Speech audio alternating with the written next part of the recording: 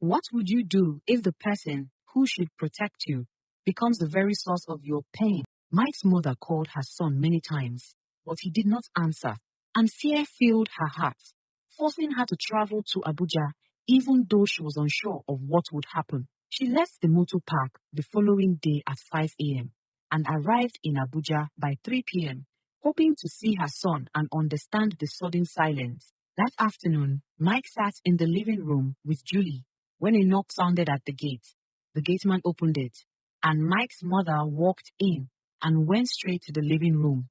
Mike and Julie looked at her without a smile or welcome, and she explained that she had called many times because she was worried. The truth soon came out.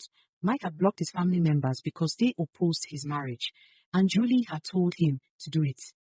Julie stood up in anger and asked why Mike's mother came to Abuja, mocking her and asking if she was lost. With a shaking voice, Mike's mother turned to her son and asked what was going on, but Mike looked away and said nothing.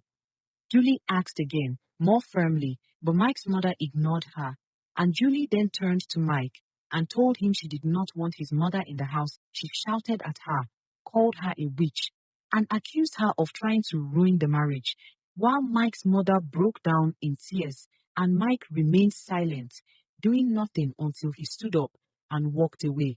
It was clear that Mike was under Julie's control, and that was the reason his mother had come. As she left the living room, she understood that this was no longer just a family problem, but a spiritual battle. And as she walked out of the house with tears on her face, she turned to Julie and said, "The God of peace will soon crush Satan under your feet." Before walking away, knowing the enemy was already defeated.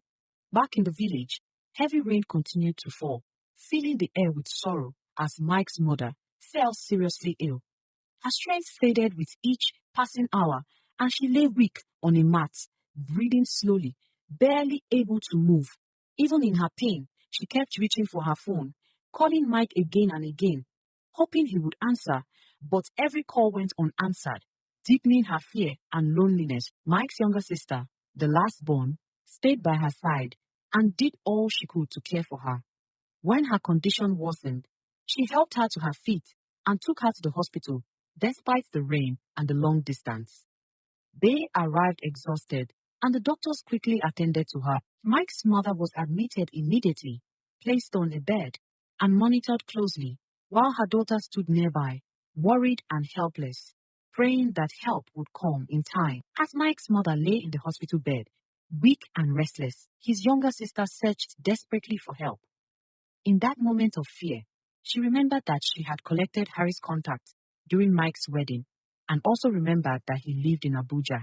With trembling hands, she placed the call and explained everything, begging him to reach out to Mike and let him know that their mother was ill. Harry did not waste time. He went straight to Mike's house and told him about their mother's condition, explaining that she had been admitted to the hospital and needed care.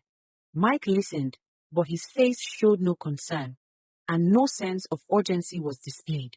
He dismissed the message and carried on as though nothing had happened. Days passed. Mike's mother remained in the hospital while bills continued to rise. After some time, Harry sent the hospital bill to Mike's sister to help her prepare and understand the cost of treatment. He reassured her with a promise, telling her he would get to the root of the problem and find out why Mike had completely turned his back on his family. As Mike's mother returned from the hospital, worry spread through the family, and Mike's uncles decided to travel to Abuja to intervene. They arrived at Mike's house and knocked firmly on the gate, hoping to see him and reason with him, but the door was never opened to them. From inside the house, Julie shouted that Mike was not around and warned them never to come back again. The uncles stood there in shock, unable to see Mike or speak to him, and as they turned to leave, they told Julie she would hear from them, making it clear that they knew she had bewitched their brother and torn him away from his family.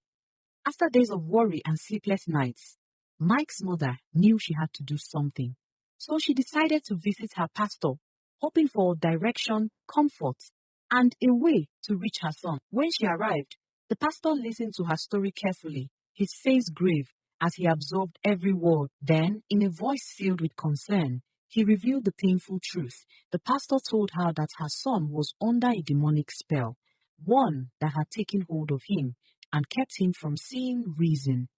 The pastor explained that the spell had to be broken, that only prayer, fasting, and spiritual intervention could bring him back to his senses. The weight of the revelation pressed on her heart, but she refused to give in to despair.